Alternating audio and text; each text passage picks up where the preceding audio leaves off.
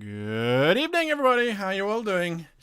Yeah, not muted. I've been playing around with a new piece of software, which I have to say it's quite exciting. It was inspired by the Dead Aussie Gamer. If you haven't watched any of his streams, you've been missing out on some great role-playing and storytelling from him.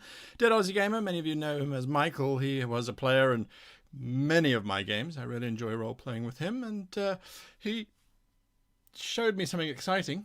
I went along, found it, bought it, installed it, and then broke my microphone. So there we go. How are you all doing?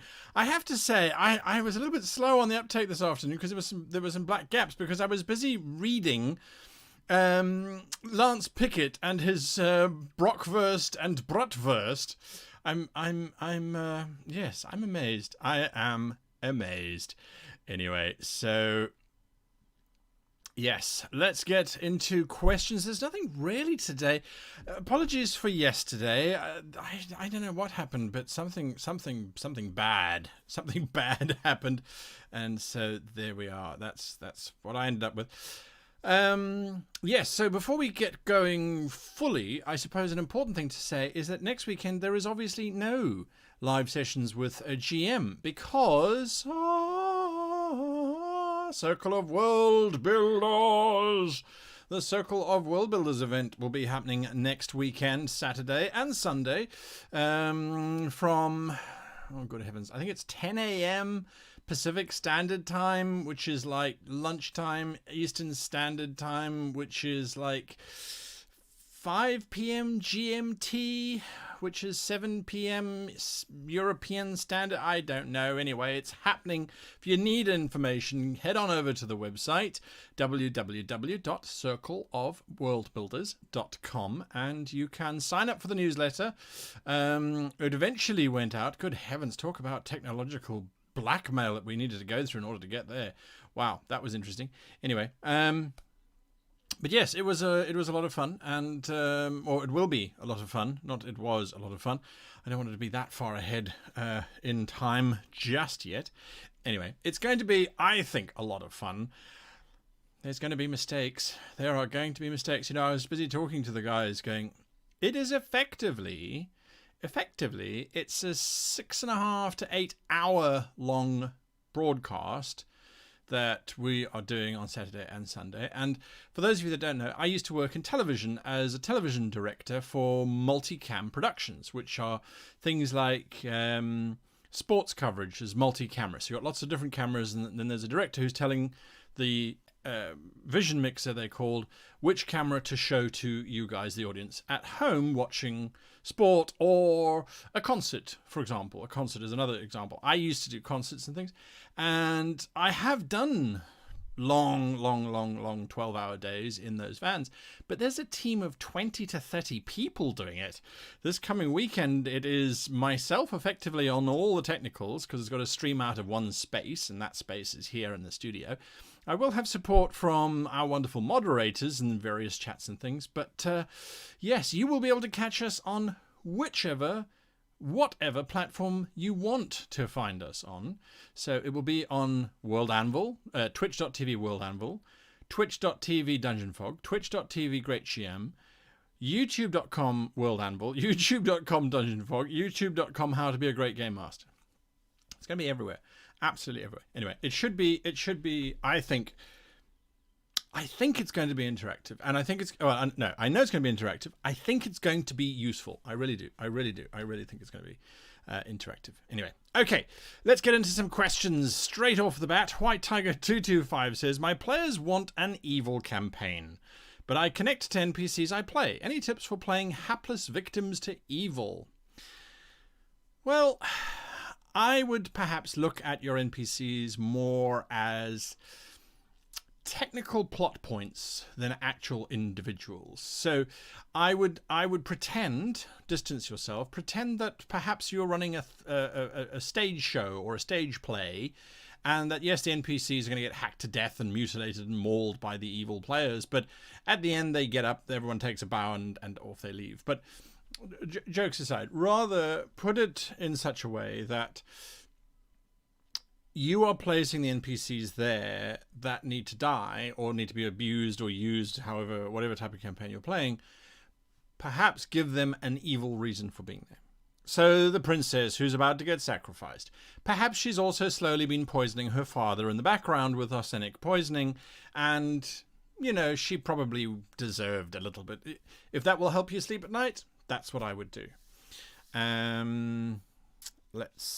D&D Map says, do you know what the best magical item is for a first level paladin? I am playing with my friends and our DM allowed us one magical item each. I would say the best magical item for a first level paladin. Well, my question to you would be, is the paladin devout to a particular god? Is the paladin pedantic? Is the paladin someone who had a rather rough upbringing? Is the paladin a noble? Is the paladin a leader? Is the paladin someone whom ultimately statues will be carved of when they call out their name as Saint so-and-so? I would look to all of those first and then try and figure it out. Because if you're starting with a first level magic item at first level, what did your paladin do to get it? It certainly didn't kill anything or destroy anything that could have granted them levels to get there. So has it been bequeathed to them? Was it left to them? Did their old mentor at the University of Knowledge, Learning and Religious Studies on his deathbed look up to your paladin and say, take this brooch. It has been in my family for generations. It is a brooch of courage and will make sure that you never lose sight of the true faith, even in the greatest of evils. Meanwhile, it's a brooch of, I don't know, wisdom save +1. I mean, that doesn't matter what it actually is, but I'm more interested in the story behind it. So, yes, you could go with a +1 sword or a mace or a blah, blah, blah. How did you get it? And why is it important to your character? That's way more interesting than the actual mechanical outcome, I think. Just remember, the mechanical outcome is 1/3 of the entire story. Just think about it from that perspective. Watcher2417 says, is an explanatory sentence sufficient for the preparations of the masterclass? No sentence is required. As far as I know, he said, rapidly going to go and check on the dialogue that we had with the requirements. Let me just double check. I don't want to give you false information. So give me a moment here as I scroll through. So let's see. From Great GM, you need to download the 5 steps PDF. You need to get 5 ways for the PCs to die, 5 magical items, 5 monsters, 5 traps, 5 locations. World Anvil, you have to create a free account, come up with a town name, 10 NPC names, a tavern name. Dungeon Fog, you have to create a free account and then have fun exploring the software. At no point does it require you to make a sentence. So don't panic, don't stress, don't overthink it. You'll be fine. Just get those things into place. I mean, really, if you've been watching this channel, 5 monsters, 5 traps. There will be a video coming out next week where I explain how to go about this. It's really not rocket science. Having those things will help you. Not having those things doesn't make a difference. Because the way that it's going to work is the first day, we're going to unpack those things. We're going to explore how to use them. We're going to explore what to do with them. So that when you sit with your list, you're going, oh, well, that's interesting. I've got this. I could do that, or I could do this, or I could do that, or I could do this. So I wouldn't worry about it. We will only be looking at your submissions on the Sunday. So you will have time between the close of Saturday and Sunday within which to then put together the stuff you need to do. So for example, in my case, you will have to submit your 5-step PDF to us. We will then randomly draw them and say, okay, let's look at this 5-step PDF. Let's look at how it's been filled out and let's understand and go through and analyze and identify, etc., etc., etc. So that's what we're going to be doing. So don't worry about it. Don't worry about it. Next question. Dekrishka says, thanks. Oh, thanks. I have started a new campaign with new players using some of your tips and methods, and it runs splendid. So big thanks for all your work. Very glad to hear that, Dekrishka. Really, really, really glad to hear it. Mark McKinnon says, I need plot ideas for World of Darkness. You can't say it any other way, right? I need plot ideas for World of Darkness mage game set in the Caribbean around the 1700s. They want to be pirates are. Oh, well, firstly, World of Darkness Mage, Caribbean 1700s. Come on, people. What are we thinking? What do we expect? If I said to you, Caribbean 1700s, Mage, wizardry, sorcery, what else comes from the Caribbean? Voodoo. Voodoo. Voodoo is what we need to look at. Skeletons, yes. So, voodoo. Voodoo is where I would turn to if I were you. I would look at voodoo and the voodoo that goes on in there, zombie masters, witches, that kind of thing. I would look at perhaps World of Darkness, Mage, set in the Caribbean. What if the British, who were trying to capture the pirates, had hired a voodoo sorceress? And she was supposedly helping the British, but at the same time trying to drive them all out and free the slaves that were being used in the sugar plantations.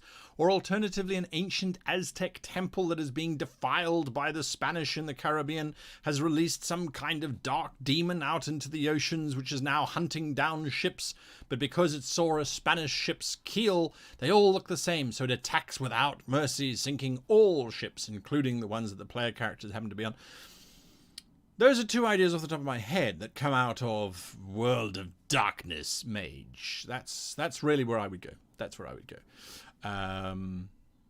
Yeah. Other suggestions, guys, leave them in the chat down below. Vincent Abramo says, how would a tiefling with two tiefling parents be handled?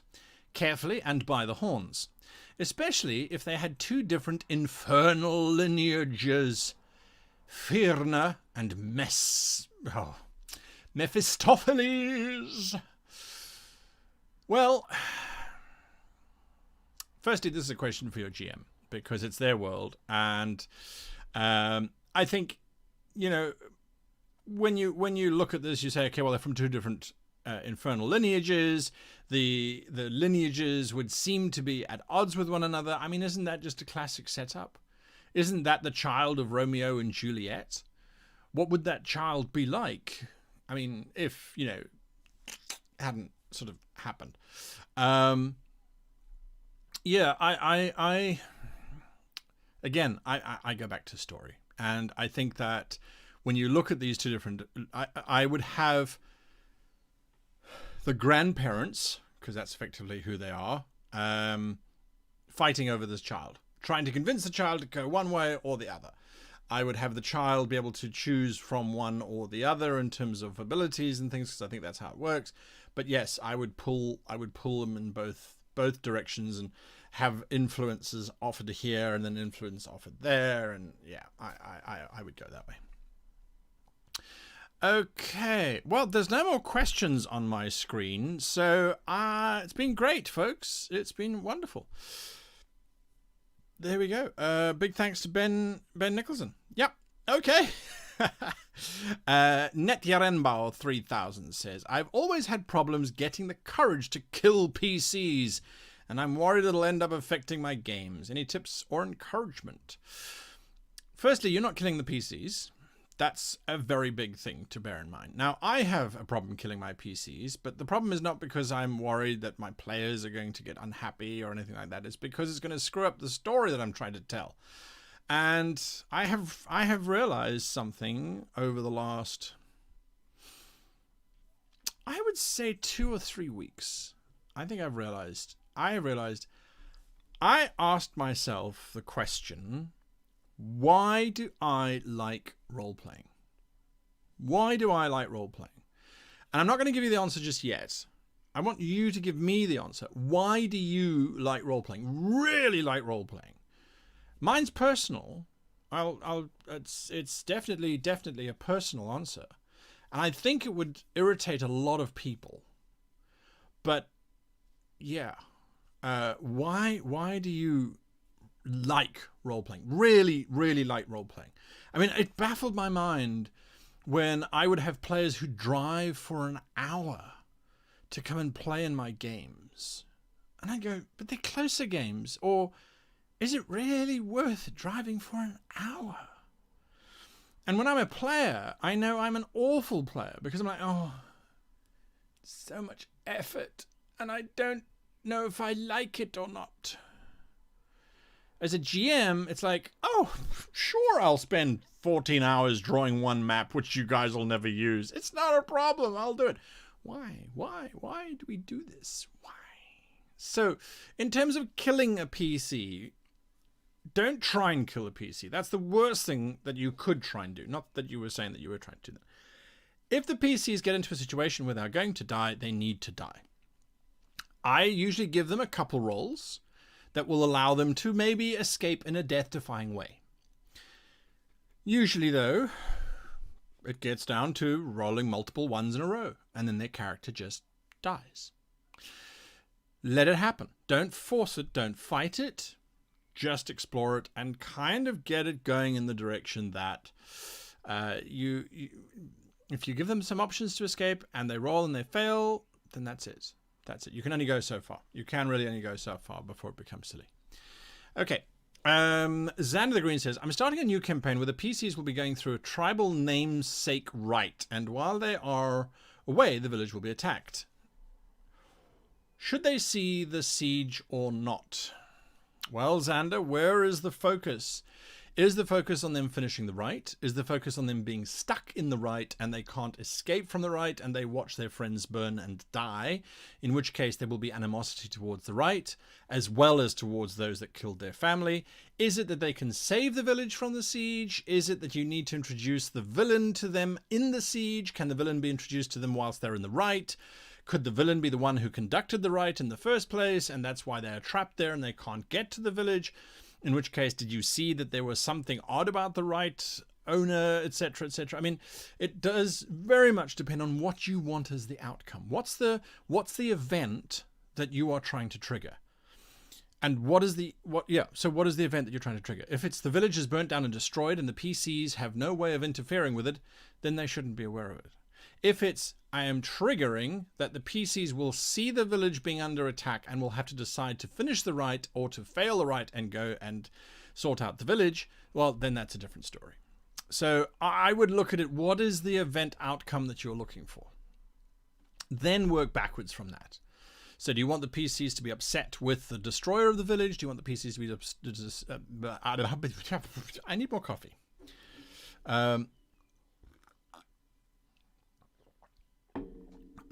Choose your outcome.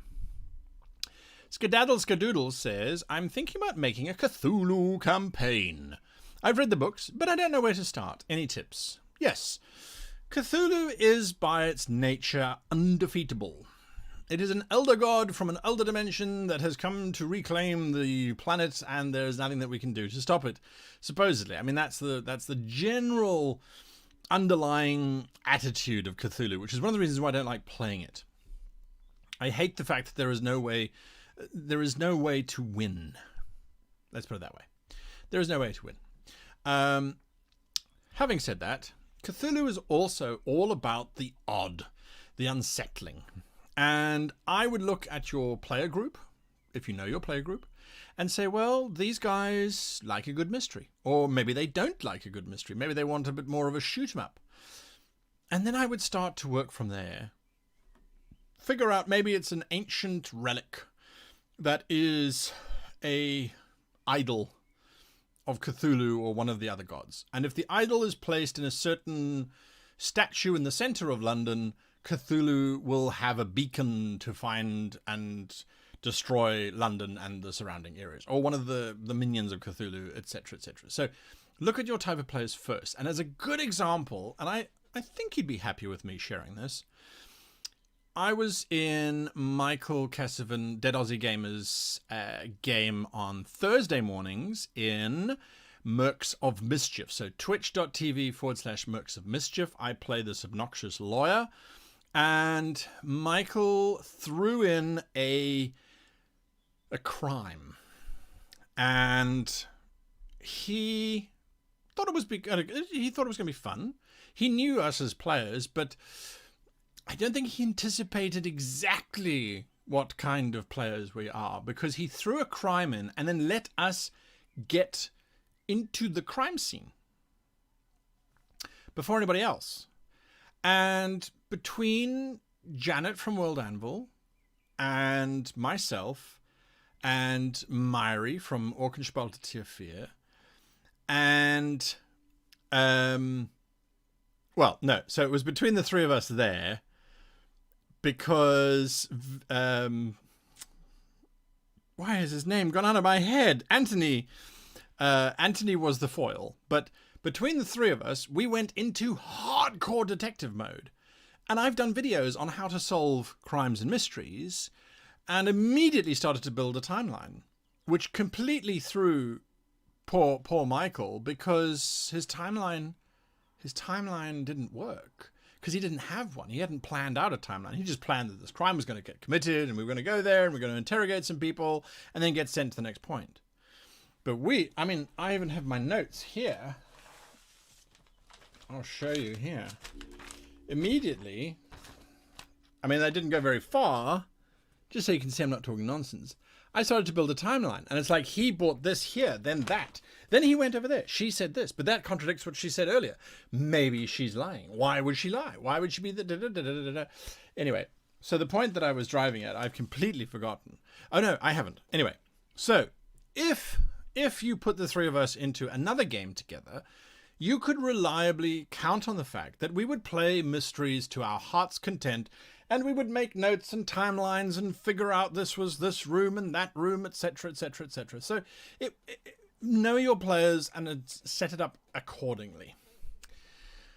Okie dokes. Mark McKinnon says, does the Guide to Nautical Campaigns offer anything for games set in the world of darkness, or is it just for fantasy?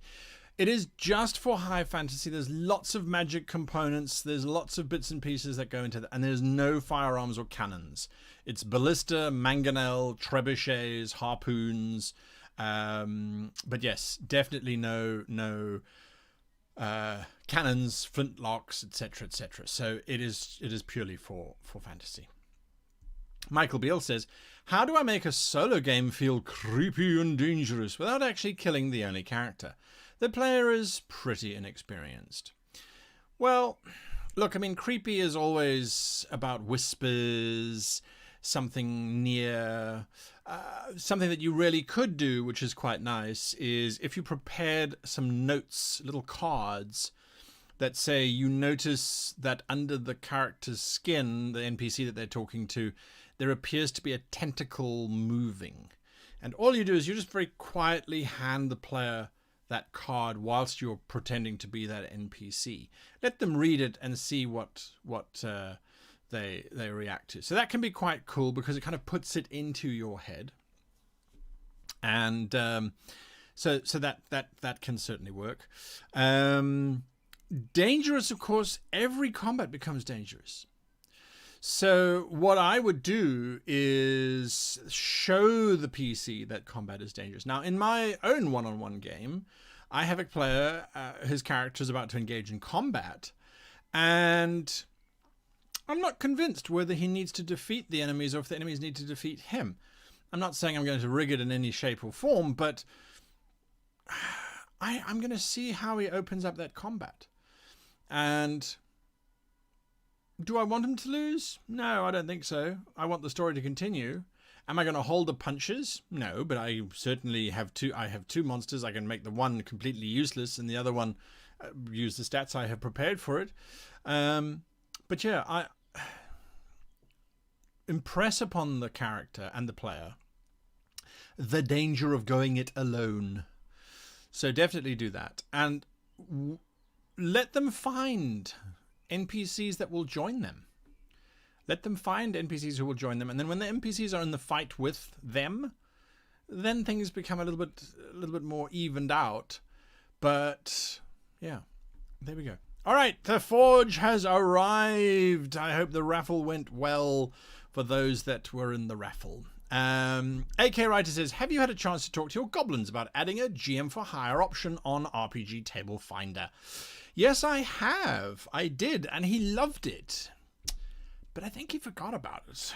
So you know what I'm going to do right now? Even though it's 9:30 o'clock in South Africa, and in South Africa most people go to bed by about 10:30. So that's okay. I'm going to text him right now. Heyo, in the live stream, remember we spoke I can't spell and text either, spoke about. GM for hire option on table finder question mark. He'd probably say yes. Is that something we can look into? Question mark? Question. Okay, so there we go. Texted and sent. Well, you can't see that. You can't see it. It's just not going to work. You're just going to have to trust me. You are just going to have to trust me. So we will see what he says. But I don't see why not. I thought it was a great idea. Okie dokes. So who won the raffle? Forgers? Well, no, Forgers is the wrong word. Hey. Anvilites. Who won the raffle? Anvilites. I'm curious to know because I had to leave before I could find that out.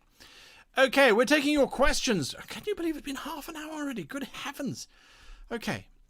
Holds up both thumbs. Okay, holds up both thumbs. Right. Next question. Did I text him when I brought it up the first time too? Really? You see what happens with old age. Do you know, I'm nearly 40. I can't believe that. It's terrifying. I want to apply legally to have my age adjusted to what I feel I am, which is about, 14, 15, somewhere there. Ed R. Andrews says, I signed up for the masterclass, but haven't heard of that prep list until your very fast run through. What am I missing? When did you sign up, Ed R. Andrew? Because I know that the newsletter went out in theory. I think it went out on Friday. That's what I was told. I am but the messenger, my lords. Do not...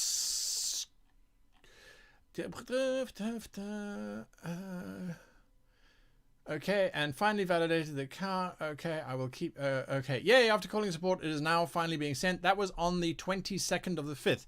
So if you have signed up for the Circle of Will Builders before...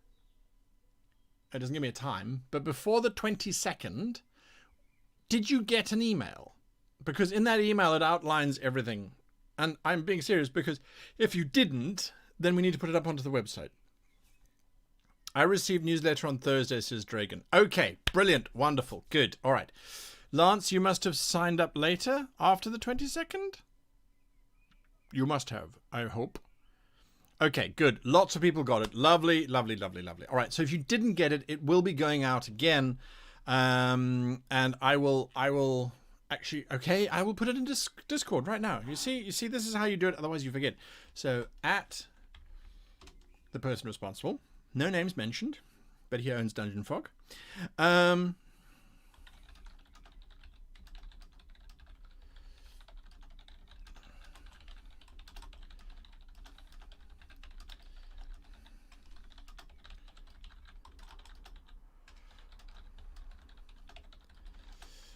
This is my typing face. Get the...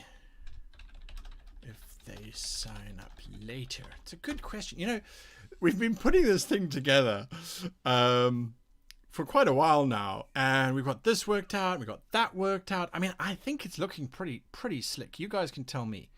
Close your eyes because no one's supposed to see this. It's a secret, so it's only me. Nope.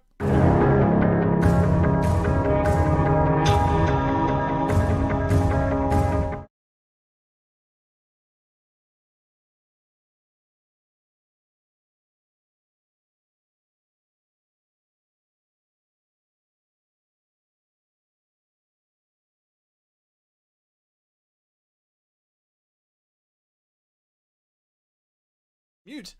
Aha! You didn't hear any of that. That's brilliant, because I haven't set up the audio yet. Ha ha ha ha ha ha ha. Okay, good. Right. Fine. Anyway, so you didn't see any of that. That was all just a thing. That was not enough caffeine in your system. So there we go. Okay, we're getting sidetracked. Aren't we supposed to be answering questions?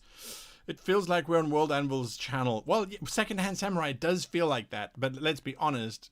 When you're in chat, it really, I mean, you know, it kind of like is being on World Anvil's channel.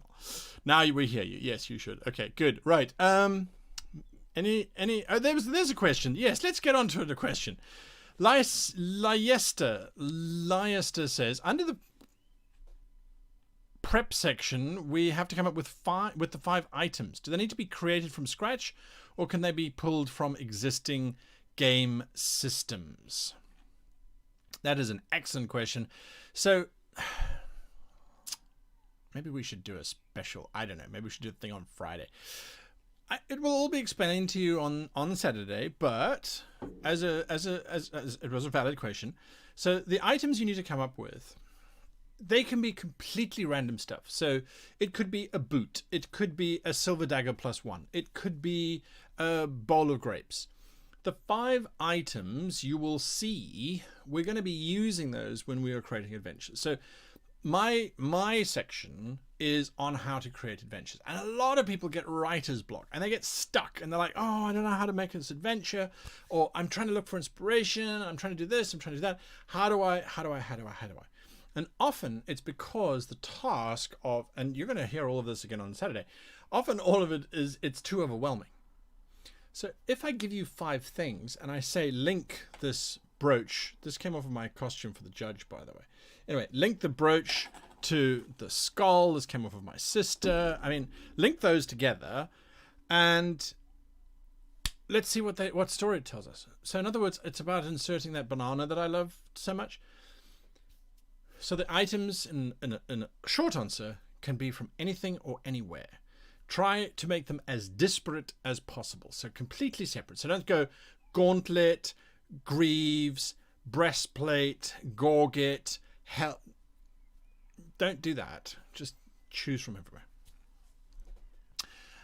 Jimmy James says, trying to set up an adventure where the players go to a governor's ball, sneak into a vault and steal an item while fighting a cult of murder. Any ideas to link them together? Well, you see, Jimmy James, there we go. So it really does put me in a predicament because it really is pretty much what I'm talking. I still have to do my slides. Yeah, you see when you... Yeah. Anyway, okay, fine, let's go through this. So, Governor's Ball, Vault, steal an item, Cult of Murder, right? So, what is the obvious link that everybody can see straight away, except for Mr. James? And it's only because you are looking at it from a different perspective. The item in the vault is something that the murder cult, needs to use in their ritual, right? So they're also after it. Or at least they're letting the PCs get it so that they can get it from the PCs, which is much easier than breaking into the vault themselves.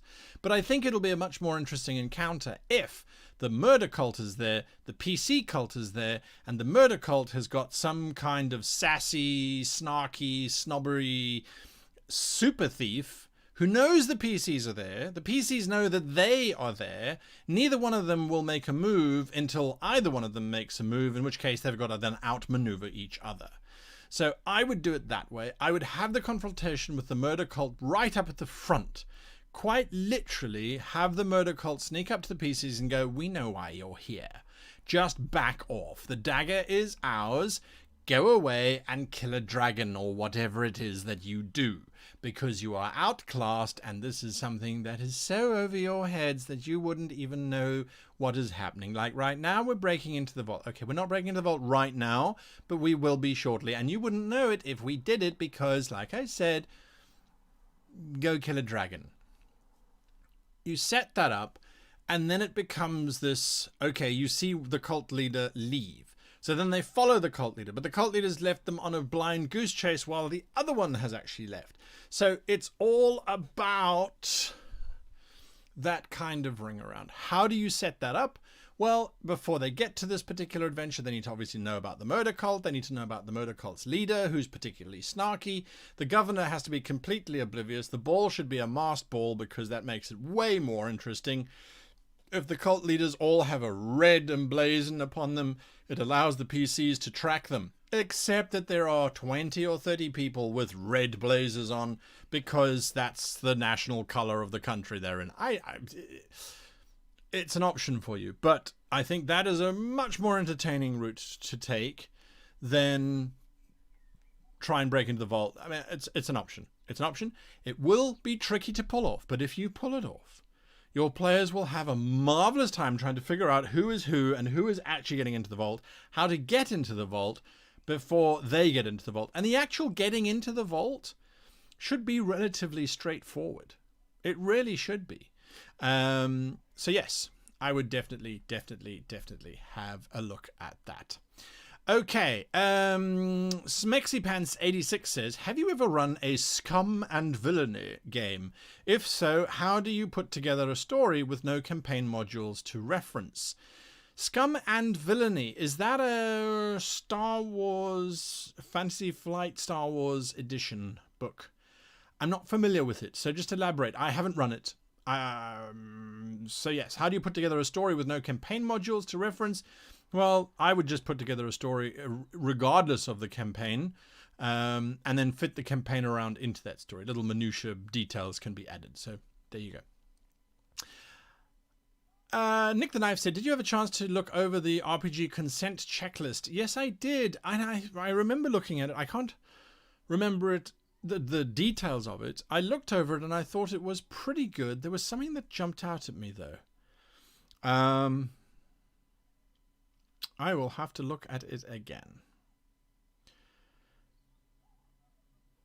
It was very well laid out. It had all the dots that you could tick for all of the different things. I'll have to have another look. I apologize. I will have to have another look. Game Master's Vault in the house. Hello, Game Master's Vault. Welcome to the show. Fashionably late. No, great to have you here. Great to have you here. How are you folks doing over there? Probably sweltering in the heat. If it's hot here, it must be awful there. Okay, so, oh, goodness heavens. All right. Next question. Desmona says, when do we get to know what happens to the goblins? There's another goblin that will be dropping in 6 days. Then maybe we shall see. Then maybe we shall see what happens. I don't know. Let's see.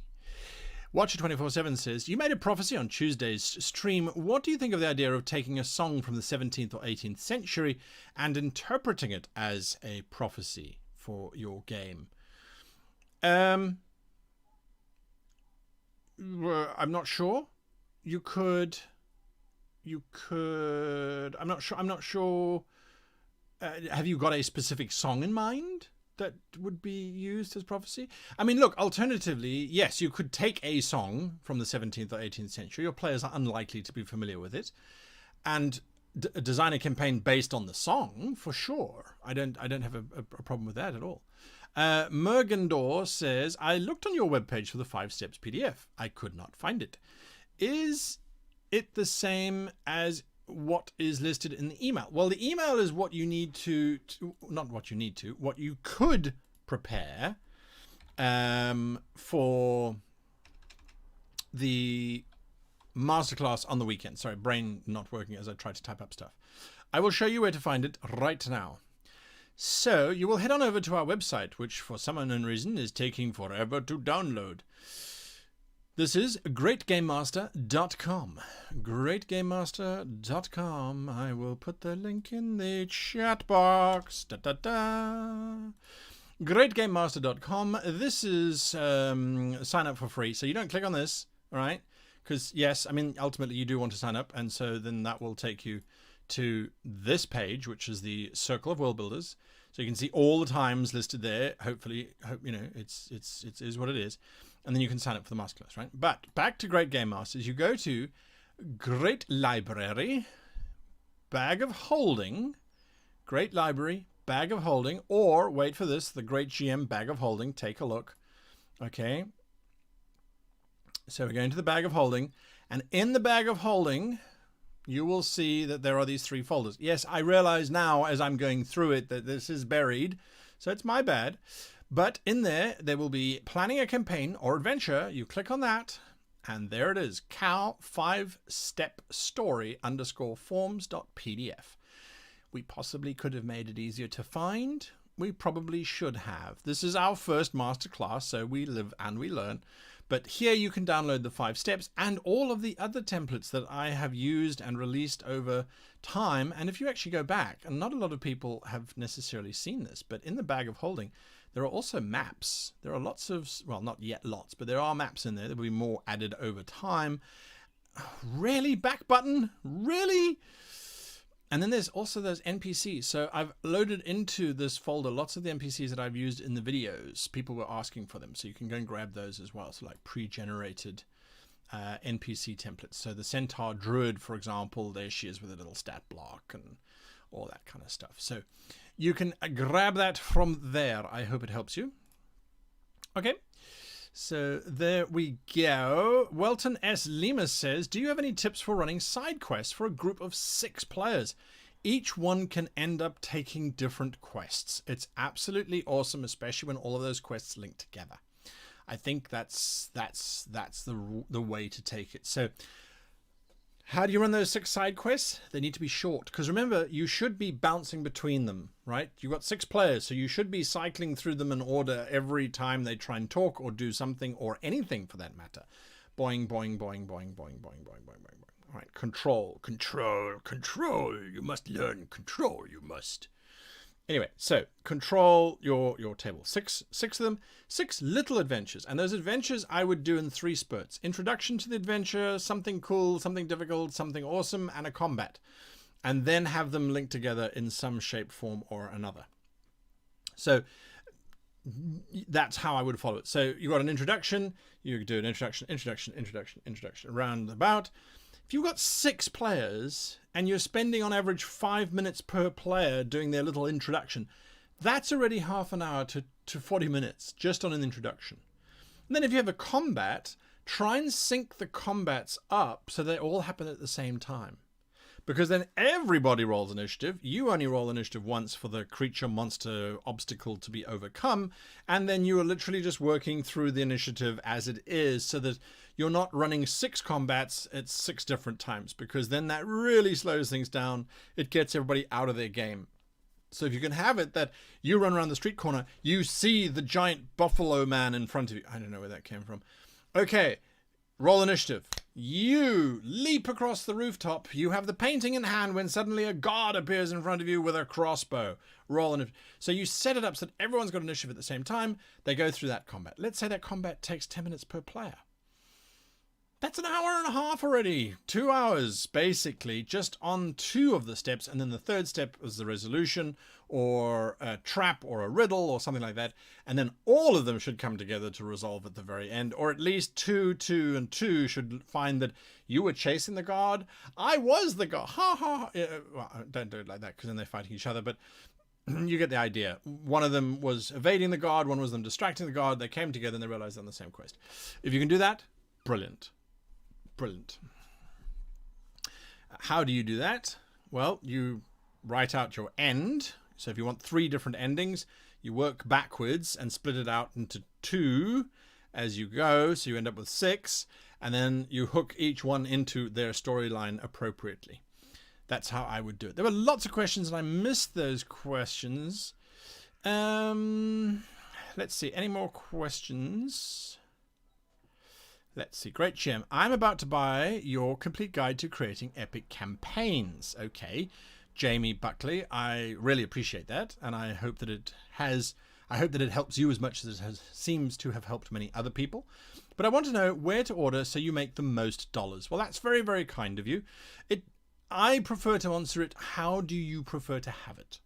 If you like hard copy, I can vouch for blurb.com.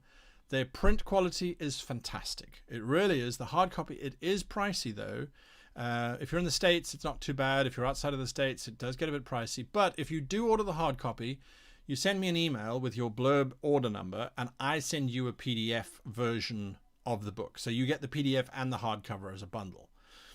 If you don't have a huge amount to spend, then the PDF from our website is definitely the way to go, in terms of supporting the channel and making sure your funds come to us. But if you have credit at DriveThruRPG, you can find us there. We only make 40% of the sale in that case, but hey, I would rather you had something that helps your games than dollars in my back pocket. So there are your three options. I hope that helps. How are we doing for time? Wow. Okay. Wait, my phone bzzed me. It might be the web goblin. Let's see. Oh. Okay. Yes, definitely on the plan. Ellipses. I don't know when it will be added, though, says Webgoblin. You just how the hell do you spell disappointed? Disappointed 104 people live. Crazy smile face.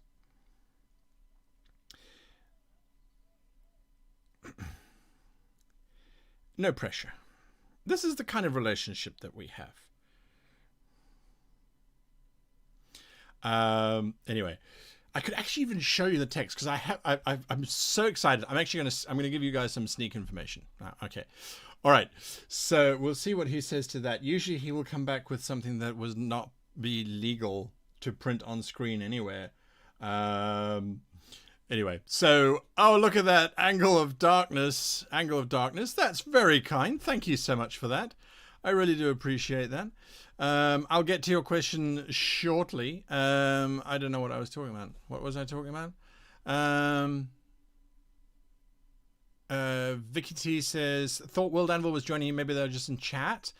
They might be in chat. Usually World Anvil joins me for my streams Hello World on Saturday nights, where Dimitris has, A, he's a great GM, and B, he knows, obviously, his software backwards, and he shows us how to make all this cool stuff. Anyway, okay. Ed R. Andrews says, my one gripe with the hard copy was it needed more space in the margins for making notes. You write in a book? You put a pen on printed page? What kind of monster are you? As a matter of fact, that's a very good comment because I do think it does make sense. But then I wouldn't make it a $60 book. I would come up with like a workbook option. I do hear you though, Ed R. Andrew. I really do hear you. I think you're quite right. Okay, Angle of Darkness. Firstly, thank you for your donation. I do appreciate it. The Web Goblin says, thank you. And now they can... Wait, sorry.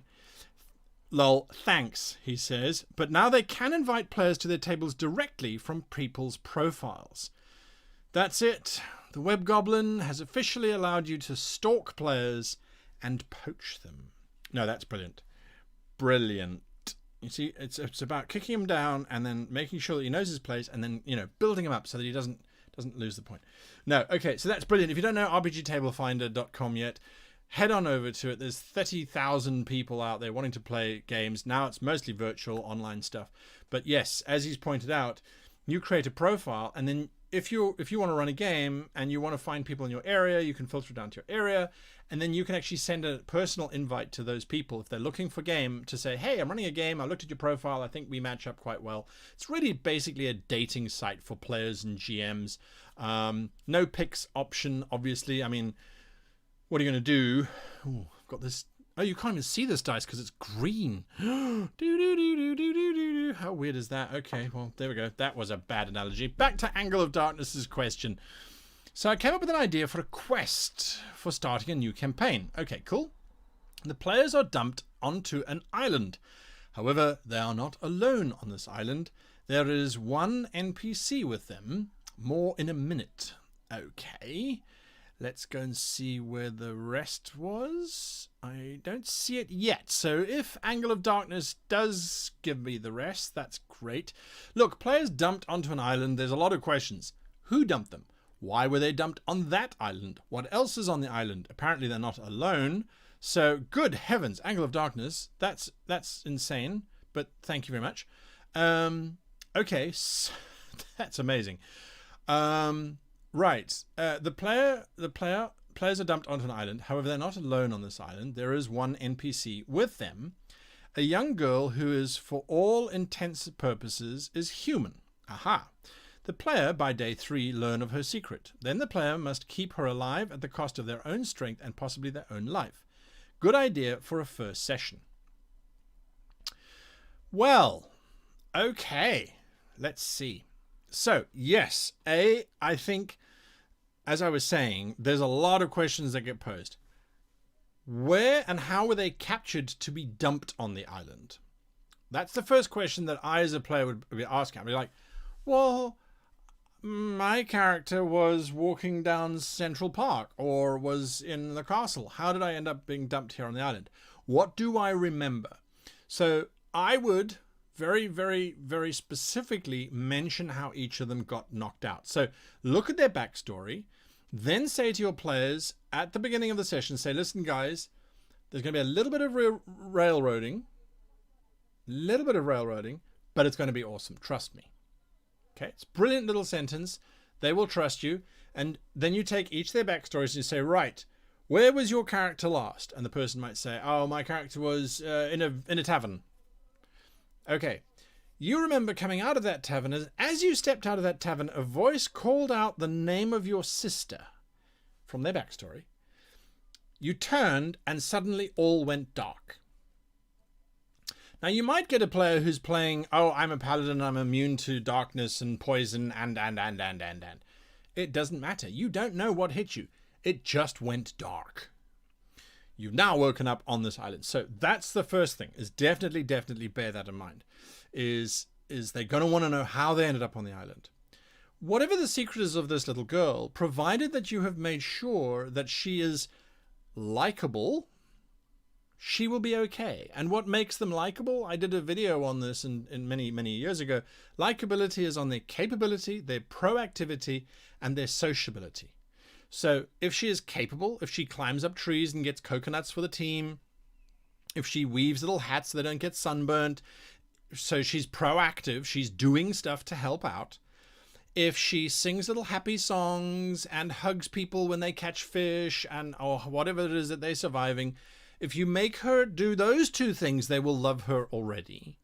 But if you give her the third thing, which is where, I don't know what her secret is, but let's say she's an android and she can shoot darts out of her eyeballs or something, and she helps hunt food and she's really capable, the players are going to go, wow, this is someone who's really awesome, possibly better than my own PC if she has all three things.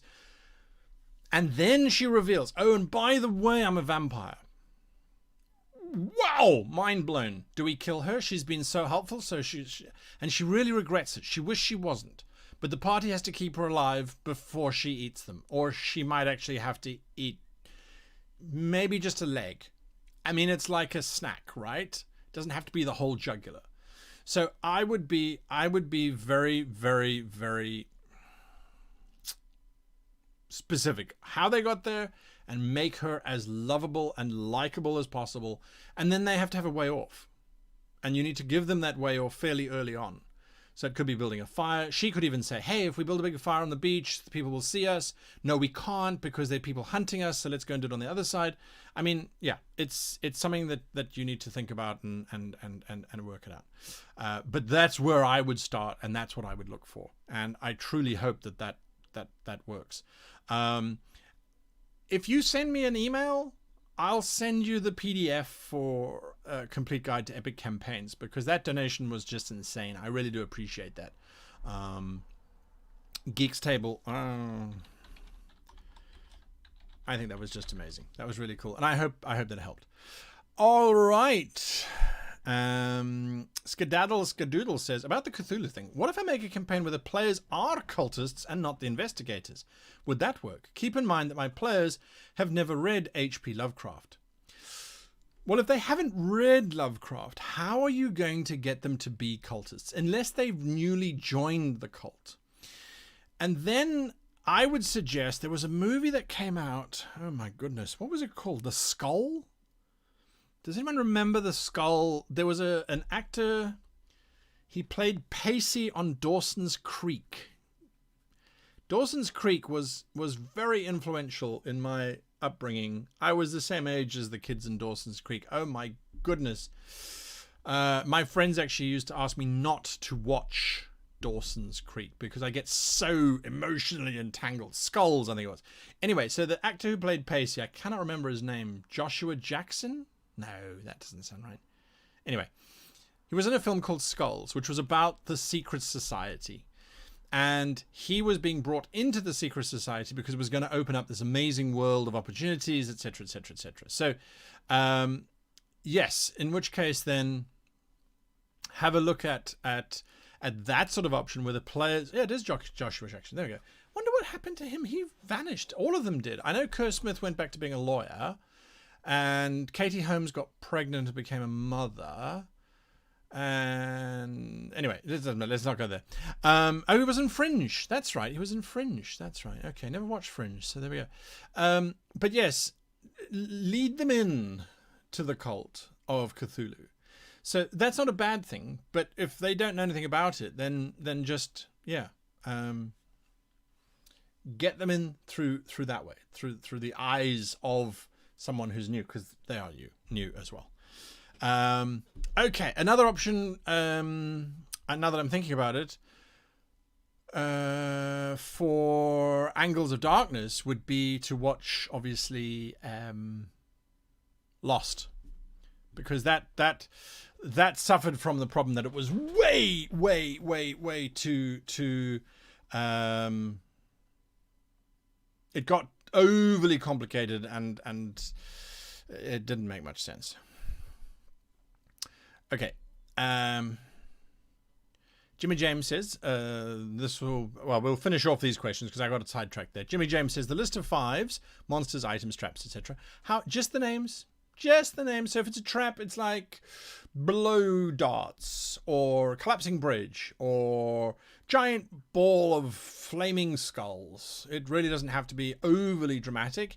You will develop it later on. You'll see how we do that. But it is literally so that it is just enabling you to have stuff at your fingertips that you can pull from and do stuff with. So there we go. Where are we? We're looking at Joshua Jackson Appreciation Society.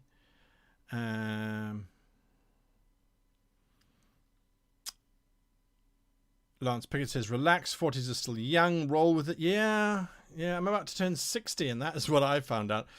Well, yeah.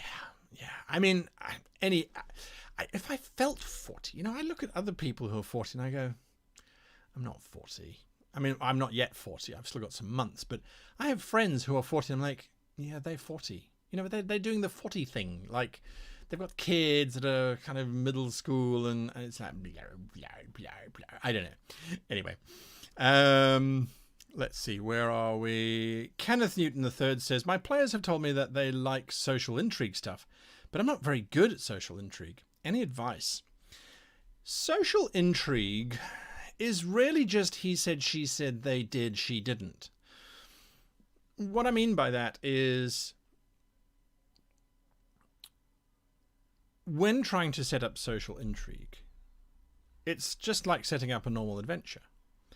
What is social intrigue? What they want to get in on the action. So design an adventure where, let's say, there's a piece of art that's going to get stolen, and if it's stolen, it will be, there's a piece of art that's going to get stolen, and if it gets stolen, it will cause the ruin of the family because it's worth so much money, and they were going to use that painting to pay off a debt, right? The PCs have the option of preventing this painting from being stolen or from actually stealing it and then making a fortune selling it. If they prevent it from happening, they will keep the house going, this great house. So the social intrigue is all of the other houses around the great house. Imagine the PCs walk into a room and they go, well, of course, the loss of the painting means the family is done for. I have it on good authority that Lady Kimberly is actually looking to divorce her husband before the bankruptcy is declared. That way she can get married to Lord Cuthbert. Now, let me tell you, Lord Cuthbert would say yes in a heartbeat. And of course, we all know about his diamonds.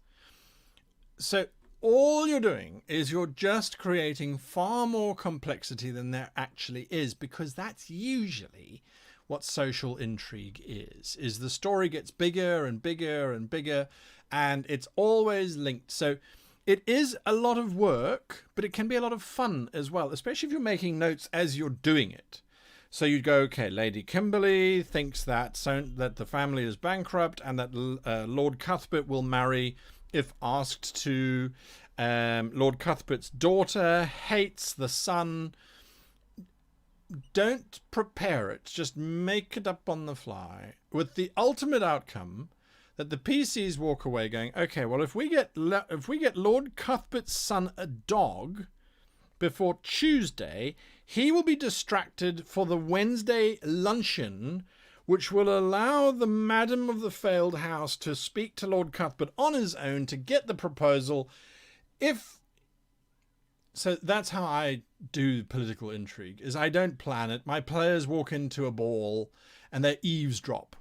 Okay, this is what you hear here. And I just drop seeds of stuff. Well, of course, you understand that the discovery of this tomb will shed light on the ancient empire of Siwa. And once we know about this ancient empire of Siwa, well, who knows? But the tomb, it's in the middle of the jungles of Editar. And Editar, of course, is filled with centaurs and things. But you know, so that's what I would do. And off you go. Okay, good. Lots of support for thems that are in the same age group. I think it's brilliant. All you young whippersnappers, enjoy your life. Well, yes. But when I look back on my youth, do I regret anything? No, because it's ended up to getting me here, hasn't it? Right. As David Bridgman says, the players will figure out a story for you. All right, we have overrun a little bit, but that's okay. I'm having way too much fun. I am sad that we missed last night's session, but there was just no ways it was going to run for 2 hours. But yes, anyway. Okay, so next weekend, it's Circle of World Builders. So there is no Hello World and there is no GM Sessions Live, except there's basically like a GM Session Live for 16 hours. It's going to be nuts. What else can I say? Angles of Darkness, big thank you to you. Like I said, send me an email and I'll send you a copy of the book. I'm absolutely fine, thank you, today, although I didn't go for a walk, which I usually do, but there you are. I did say I would tell you why I role play and why I almost prefer being a GM to being a player. Not almost, why I prefer being a GM to being a player. As a role player and as a GM, you get to choose how life turns out. And I think that's why I like playing. Far above any other game, you get to choose how life turns out. So you can choose for it to be happy, and you can choose for it to be sad and tragic and crazy and fun. But mainly, you get to choose how it turns out. And so that's probably why I lean less away from dice determining the outcomes. I don't really care about the mechanics, because ultimately, as long as I can choose how it turns out, I'm happy. And as a player, sometimes you can't. And I think that's why I get frustrated. It's like, but I wanted to be sad, or I wanted to be happy, or I wanted... No, you're just a player. You're at the whimsy of some crazy GM who thinks who wants it to work out the way they want it to. Anyway. So that's my reason for loving to roleplay. How do I find your email? I did drop it in the chat. It's geekstable@gmail.com. Geekstable@gmail.com, Angle of Darkness. Send me that and just write a little note saying you offered. I will respond to email on Monday. So there we go. As Lance Pickett says, mechanics are just there to keep everyone honest. Well, that's entirely true too. I wish you all the fantastic Sunday afternoon, evening closeout of the weekend. If you are returning back to work tomorrow, as I know a lot of people in the world are, best of luck to you. If you're like me and Monday's just another day where you realize that you've forgotten to do a whole bunch of stuff the previous week, good luck to you as well. We'll all be in the same boat. Until then, however, or until next weekend, where I will see you, but in a very different shape or form, farewell.